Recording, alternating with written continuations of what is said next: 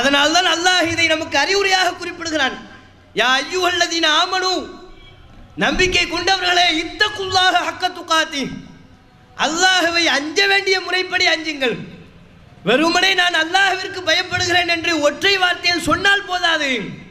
எப்படி பயப்பட வேண்டுமோ, அல்லாஹ்வை எப்படி அஞ்சி நடந்தால் உனது செயல்பாடுகள் மாற்றம் ஏற்படுமோ, உனது வாழ்க்கையிலே மாற்றம் ஏற்படுமோ, உனது வியாபார முறையிலே, குடுக்கல் வாங்கலிலே, குடும்ப அணுகுமுறையிலே என்று எல்லாவற்றிலையும் அல்லாஹ்வின் அச்சம் ஒருவனது வாழ்க்கையில் பிரதிபலித்தால் அவனது வாழ்க்கை எப்படி மேம்பட்டிருக்குமோ அதுபோன்று மேம்பட்ட வகையில் பயப்பட வேண்டிய முறைப்படி அல்லாஹ்விற்கு நீங்கள் பயந்து நடங்கள்.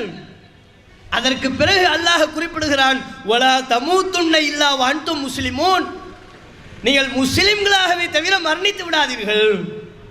இப்போது நீ முஸ்லிமாக இருக்கிறாய், இந்த தருணத்திலே நீ கொள்கைவாதியாக இருக்கிறாய், இந்த தருணத்திலே உன்னை நீ ஏகத்துவவாதி என்று சொல்லிக் கொள்ளலாம். இது பெரிய விஷயம் அல்ல.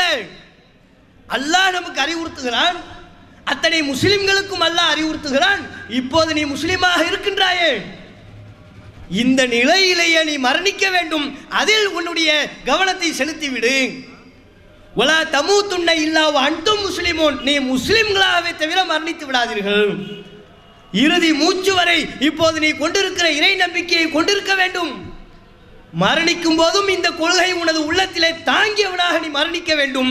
இதுதான் அல்லாஹ் நமக்கு சொல்லுகிற அறிவு.